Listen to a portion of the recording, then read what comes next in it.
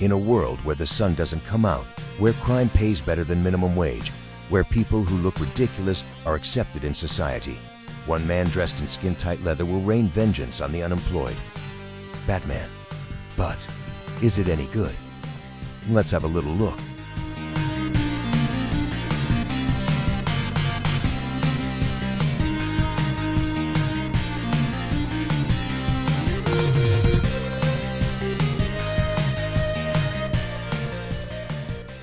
Batman came to the Mega Drive only a year after the film was released.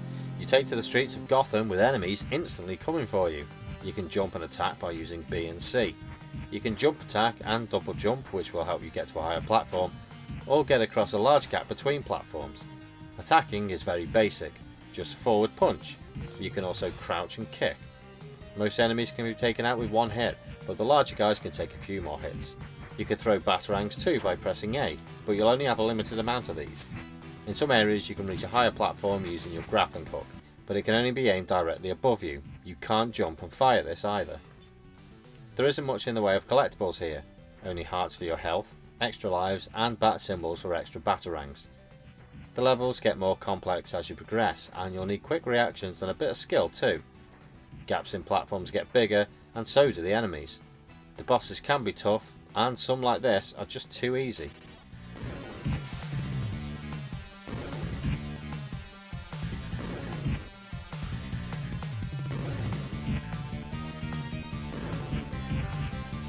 Every level is from the film, which is a nice treat, rather than some rushed generic crap.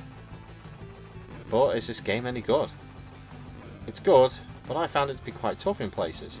I've read reviews about this game stating that it's far too easy with barely any challenge.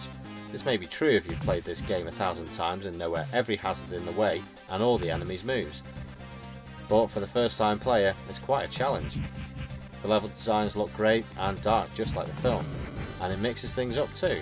Rather than being stuck doing the same thing level after level, you get to drive the Batmobile and shoot enemy vehicles as well as flying the Batwing. Batman's punch is a bit rubbish.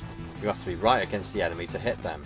I found it easier to crouch and kick them, as most of their attacks were about waist height. I would have preferred it to be a little bit like Streets of Rage, where you have a combo attack, or even a jump kick would have been good. Using the batarangs were great for enemies with guns and against some of the bosses, but they are limited for this reason. One thing that I hated about this game are the respawning enemies. If you stand still and take out a few bad guys, then they just reappear and come at you again. That's pretty poor for the Mega Drive, but it does have an advantage because of this. When you are making your way up the Cathedral Tower, there is a Batarang power-up. You can collect this and move up a platform. Simply drop off and collect the item again. Keep repeating this, and beating the Joker by spamming the A button will end this battle in seconds. The sound effects are okay, but it's the music that really sets it off. This soundtrack is amazing.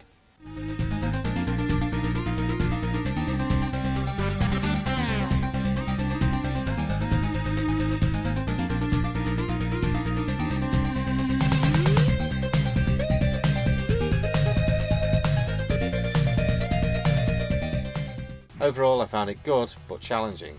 I suppose if I played it a lot more, then I'd get really good at it and find it a lot easier.